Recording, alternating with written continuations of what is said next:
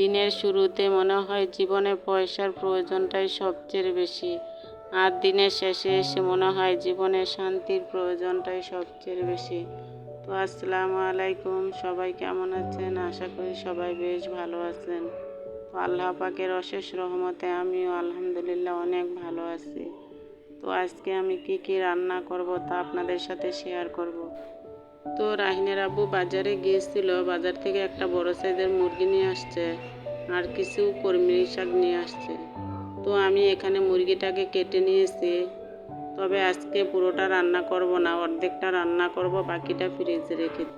কোনো কাজ সফলতা পাবার জন্য কিন্তু আমাদের ধৈর্যটা বেশি ধরতে হয়, কারণ ধৈর্য ছাড়া কখনো মানুষ সফলতা অর্জন করতে পারে না।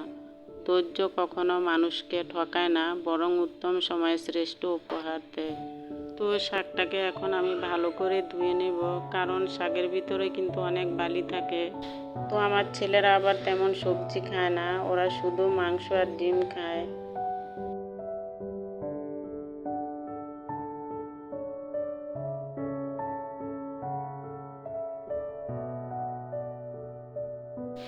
তো এখন আমি শাকটা রান্না করে নিব।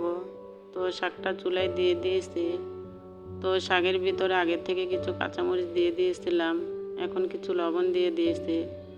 তো আমি শাকটা ঢেকে রান্না করব না, কারণ শাক ঢেকে রান্না করলে শাকের কালারটা ভালো থাকে না। আমি কখনো ঢাকনা দিয়ে শাক রান্না করি না। তো এখন আমি মুরগির মাংসটা বসিয়ে দিব। তো মাংসটার জন্য আমি এখানে কিছু মশলা কষিয়ে নিয়েছি, তারপর এখানে মাংসটা আমি দিয়ে দিতেছি। তো মাংসর সাথে আমি দুটো আলু দিয়ে দিয়েছি, কারণ আমার ছোট ছেলেটা আবার আলু পছন্দ করে।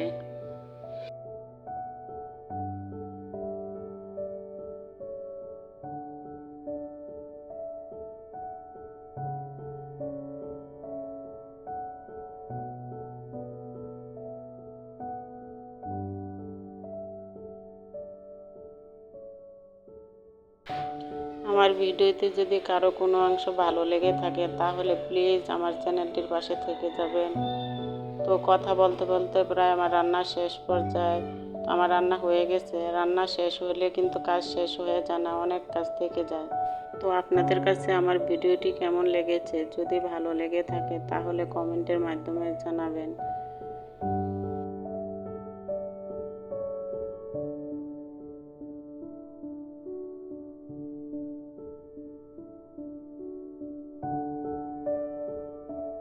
তো আজকের মতো এখানে বিদায়। যে যেখানে থাকুন ভালো থাকুন, সুস্থ থাকুন। আল্লাহ হাফিজ।